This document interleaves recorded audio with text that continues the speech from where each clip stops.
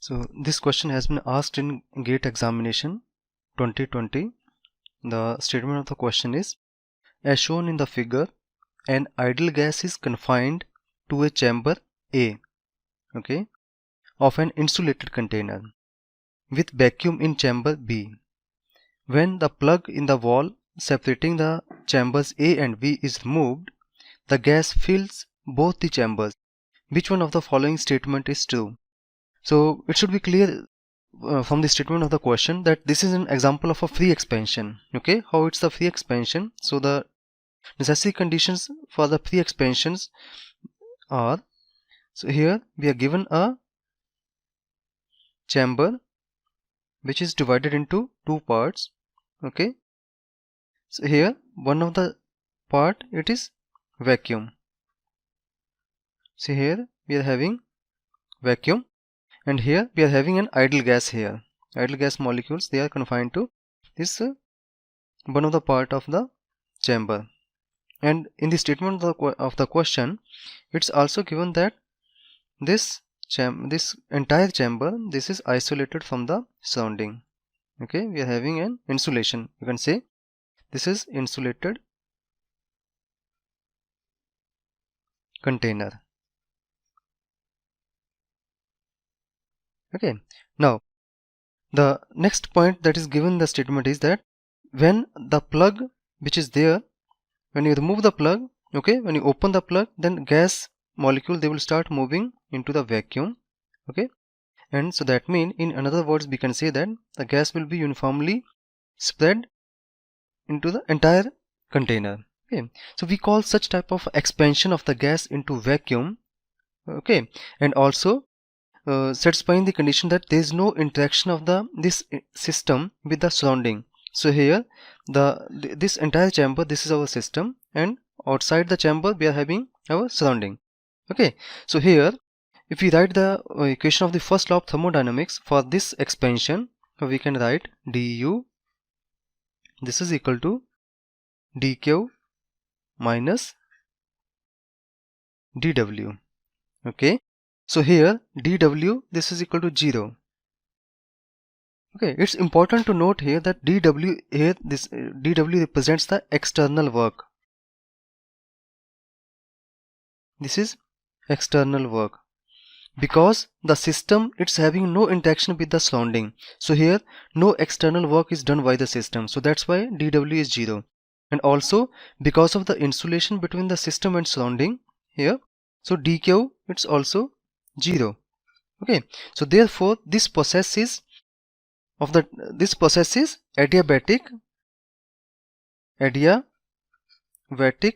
and irreversible in nature. Okay,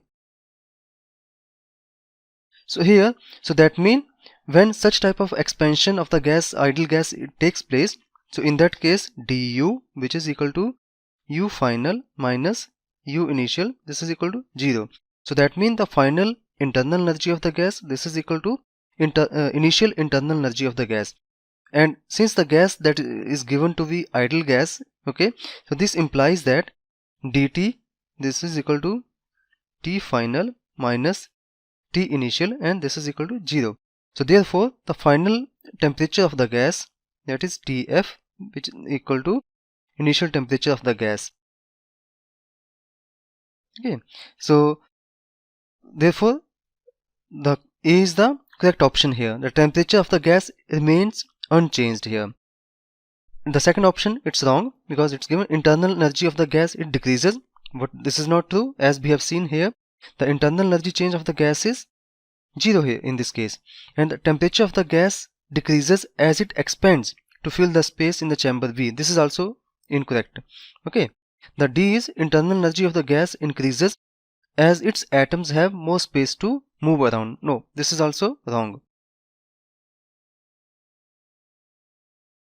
The statement is, the internal energy U of a system is given by U equal to lambda V power minus 2 by 3 S square, where lambda is a constant of appropriate dimensions. V and S denote the volume and entropy respectively.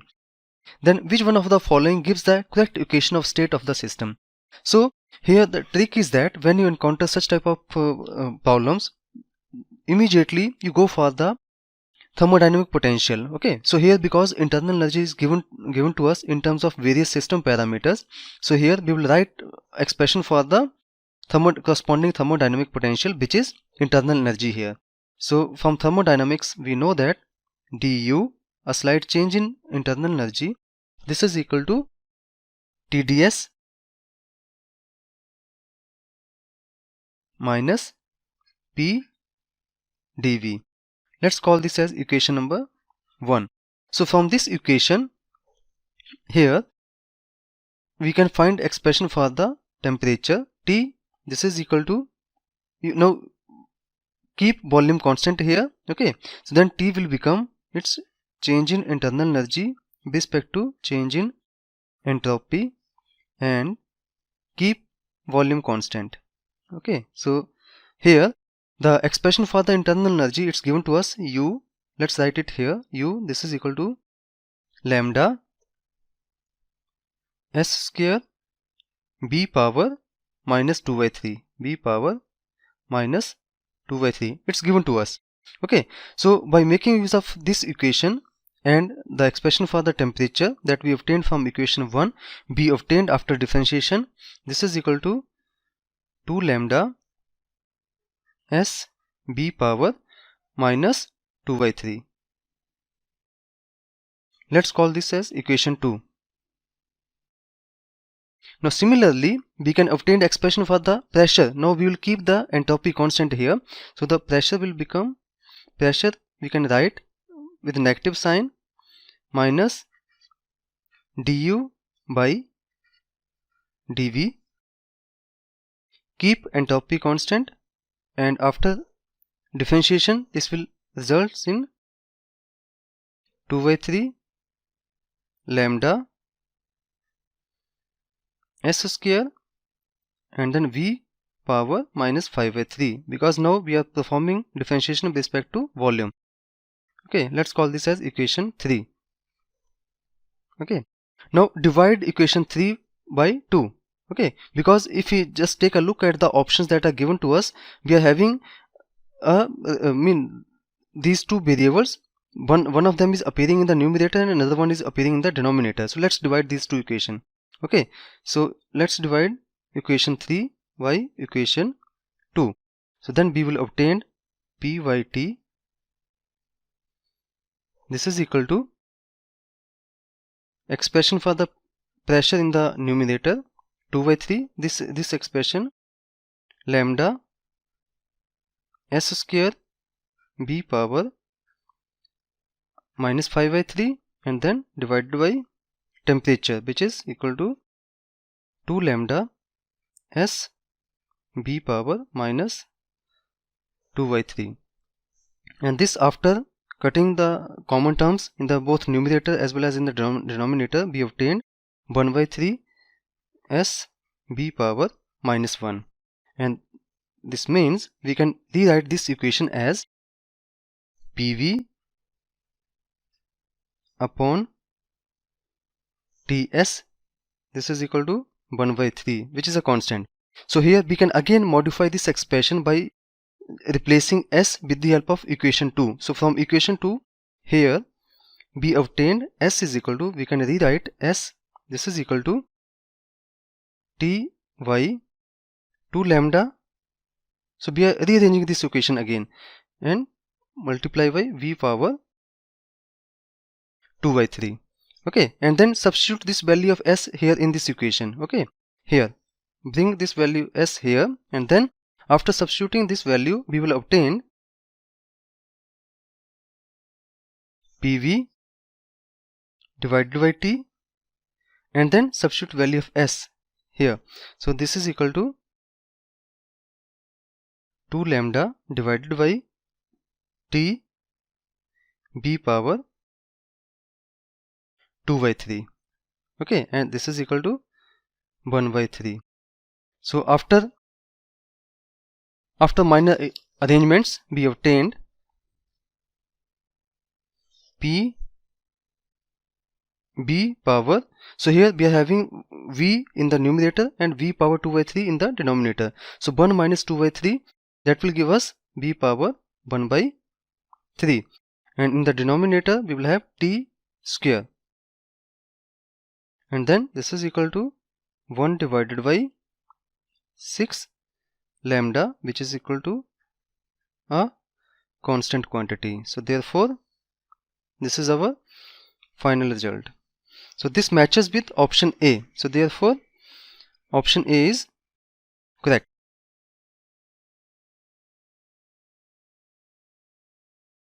Here we are given a system of hydrogen atoms. The statement is, consider a gas of hydrogen atoms in the atmosphere of Sun where the temperature is about 5800 Kelvin. If the sample from this atmosphere contains 6.023 into 10 power 23 hydrogen atoms in the ground state, the number of hydrogen atoms in the first excited state is approximately 8 multiplied by 10 power n, where n is an integer. The value of n is, okay, so we have to find the value of n here. Okay, so the energy spectrum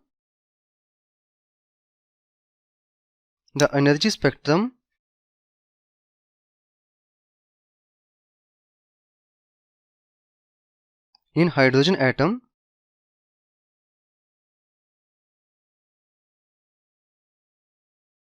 is given by En, which is equal to minus 13.6 divided by n square and electron volt. Okay, where n can takes value from 1, 2, 3, 4 and so on. Okay, so here we need only information about the first two energy levels. So let's label them as, here I am drawing two energy level. The first one corresponds to n is equal to 1, which will give us the ground state energy. Okay, and the second one for n is equal to 2. Okay, and it's given that in the ground state we are having n0 number of atom, and in the first excited state we are having n1 number of hydrogen atom.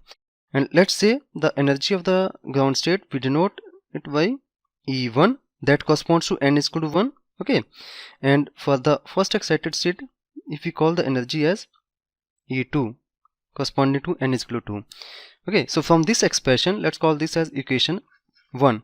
So E1 is equal to minus 13.6 upon 1 square in electron volt. Okay, so this is minus 13.6 electron volt. Similarly, we can calculate the energy of the first excited state by substituting the value of n is equal to 2 here in this expression.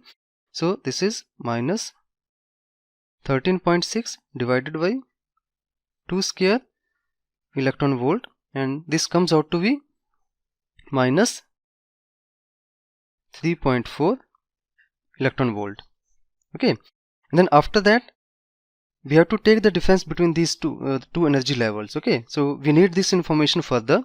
So let's say delta E represents the energy difference between these two energy states. Delta E, this is equal to E2 minus E1. Okay, so E2 is minus 3.4 electron volt, then minus 13.6 electron volt, and this will come out to be 10.2 electron volt. Okay, now we will evaluate another quantity that we need further in the calculation. So that is the ratio between delta E and kVt. So delta E, we have evaluated it. It is 10.2 electron volt, 10.2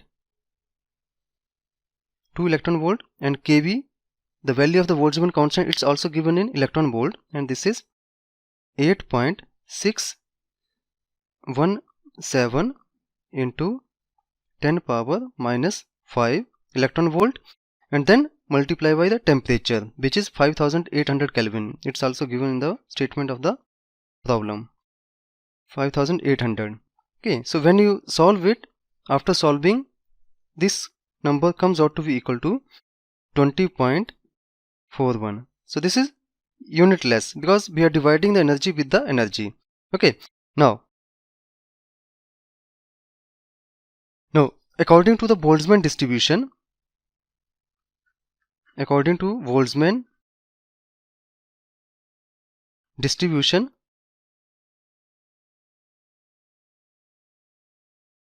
okay, N1, if N1 is the number of atoms in the excited state and N0 they are the number of atoms in the ground state, so then according to this distribution we can write N1 divided by N0, this is equal to exponential minus E2 energy of the excited state minus energy of the ground state, E2 minus E1 divided by kVt.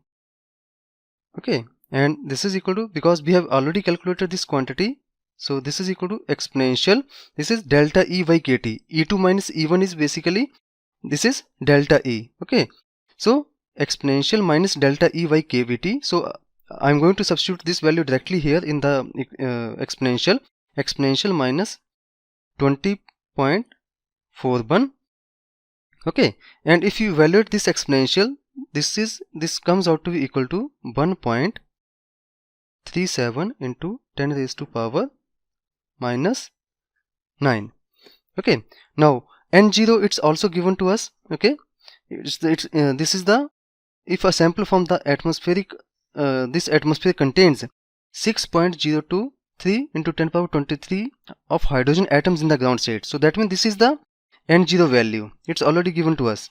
Okay, so from here N1 equal to N0 multiplied by this number. Okay, so that means 1.37 into 10 power minus 9 multiplied by N0, which is equal to 6.023 into 10 power 23, and if we multiply these numbers, we obtained at the end approximately 8 into 10 power 14 atoms. Okay, so that means here we are asked what is the value of N, so that means the value of N is, it is 14, so correct answer is 14.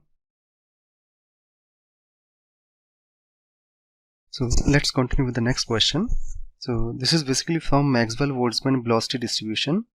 The statement is, for a gas of non-interacting particles, the probability that a particle has a speed v in the interval v to v plus dv is given by this expression fv dv equal 4 pi v square dv m upon 2 pi kVt power 3 by 2 exponential minus mv square upon 2 kt.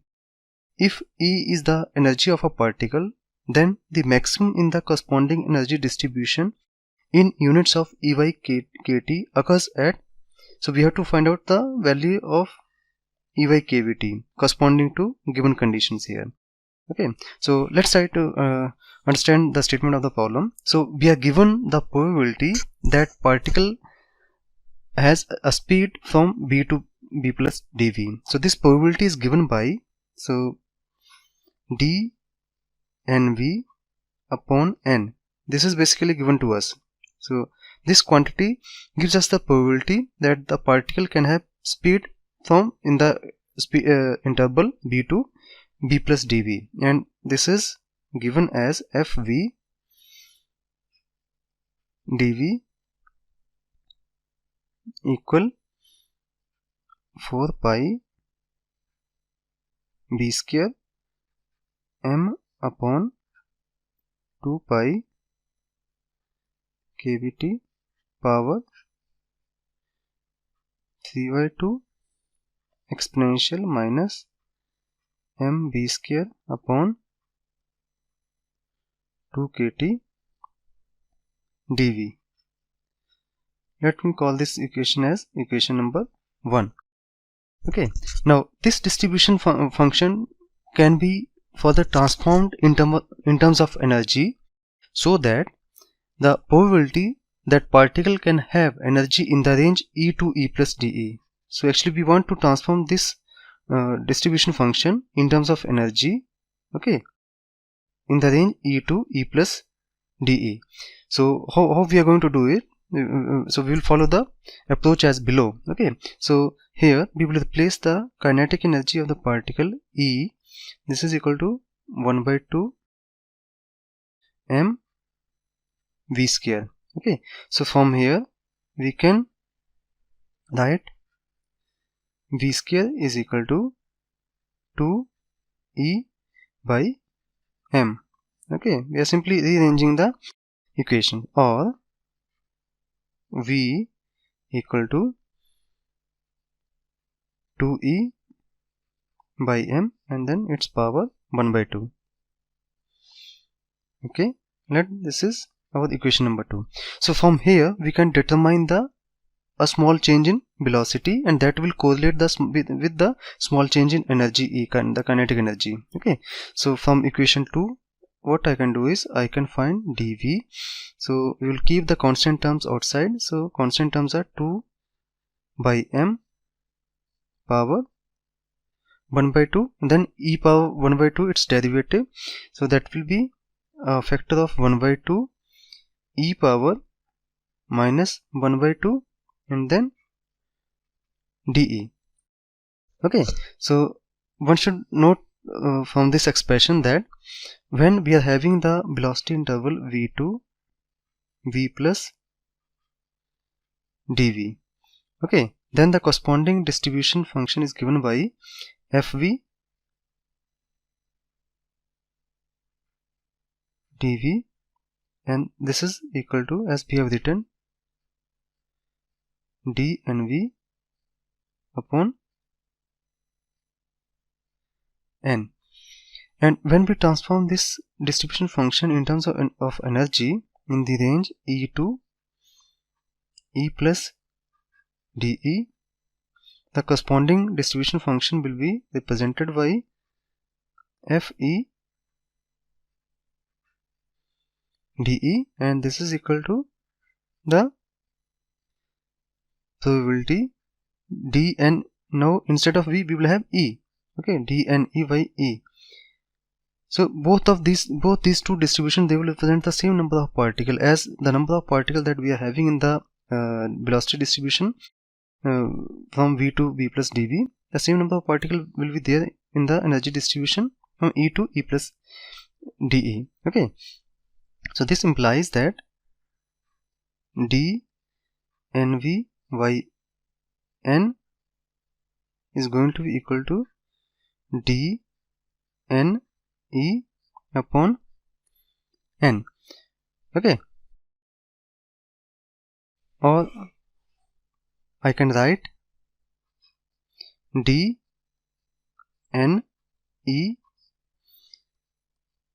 by n, this is equal to Fe dE, and this is further equal to Fv dV, and this is given as 4 pi then b square. So we will replace b with v square with 2e by m. Okay, so multiply by 2e upon m, and then the constant term m upon 2 pi kBt and its power 3 by 2, and then exponential factor exponential minus m upon 2 kBt and multiply by b square. So instead of b square we will write 2e by m. Okay, and then dV. So dV is equal to, we have already evaluated it, 2 by m its power 1 by 2 and then 1 by 2 e power minus 1 by 2 dE. So after solving and cancelling some of the common terms, so finally we obtain this expression as, so this basically gives us the probability of finding the particle in the energy interval E to E plus dE. This is equal to Fe dE, and after solving it, we obtain 2 pi and 1 upon pi kVt, its power 3 by 2 e power 1 by 2 exponential minus e upon kVt dE. Let's call this as equation 3. So now we have transformed the probability distribution function from velocity to energy. Okay. Now, so this expression, the equation 3, it gives the probability of a molecule having energy in the energy interval E to E plus dE. Okay, and for the maximum in the energy distribution, okay, so this function will acquire certain maximum value when we will plot this function as a function of energy. So then this function will acquire certain maximum value as a function of energy. So that means, we will apply the maximization conditions. That means with respect to energy, dDE of PE, this will be equal to 0. So this implies, so because these terms, they are constant here, okay, so they will remain as it is, 2 pi 1 upon pi kVt power 3 by 2 and then differential of e power 1 by 2 exponential minus e upon kVt, okay, with respect to e, that will vanish. Okay, so this will give us the desired results. So that when we can rewrite this as, so this is going to a constant quantity, okay, so we need not to worry about this. So only we have to evaluate this differential. So after differentiation, we obtained 1 by 2 e power minus 1 by 2 exponential minus e upon kVt plus, first as it is, e power 1 by 2 exponential minus e upon kVt and then minus 1 by kVt, okay, and this entire quantity should be equal to 0. Okay, so we will take in the next step, we will take a few terms common from this expression. So after taking the common term, which is exponential factor, exponential minus e by kVt, and then inside the bracket we are left with 1 by 2 e power 1 by 2 minus e power 1 by 2 upon kVt, and this should be equal to 0. Now this is not equal to 0, so the only option that is left with us is that this quantity should vanish. Okay, so when we equate this quantity to be equal to 0, we obtain that E is equal to kVt divided by 2. But this energy corresponds to the value where the distribution function that is given to us, that is having a maximum energy. Okay, so that means if we call that energy as E, so then E divided by kVt, this is equal to 1 by 2, or this is equal to 0.5. So this is our desired answer.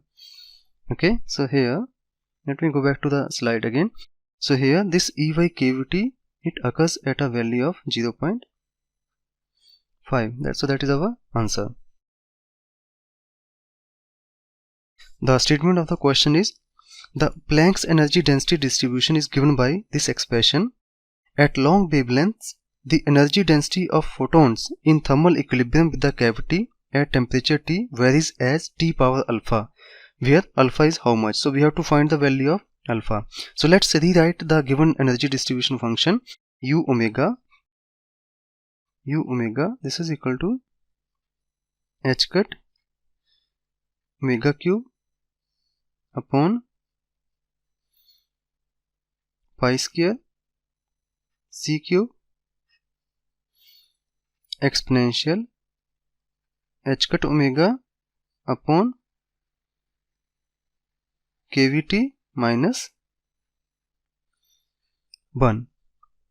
Let's call this as equation 1. So we can further expand the denominator as below: h cut omega cube, then pi square c cube. So we are going to expand the exponential function. So e power x, we can rewrite this as 1 plus h cut omega upon kVt plus 1 by 2 h cut omega by kVt, its square, plus higher order terms, and then at the end minus 1. Okay, so 1 and 1 will cancel with each other. Now we have to apply the condition, the constraint that's given with us at large wavelength. Okay, so we have to approximate this quantity for larger wavelength. So for large lambda, so we can rewrite omega as 2 pi cy lambda. So when omega lambda is very large, so that means omega is going to be a small quantity, and in that case the quantity h cut omega y kVt, its square, it will become even smaller, and similarly higher order terms, they will become even more smaller. So that means we can neglect this quantity, okay, and corresponding higher order terms. So ultimately we are left with u omega. So we can approximate u omega. So this is approximately equal to h cut omega cube upon pi square c cube multiply by kVt upon h cut omega. So that means under this approximation, when lambda is very large, so u omega, it follows this law, it is proportional to t power 1. So therefore the value of alpha here, it is 1. So that is our answer.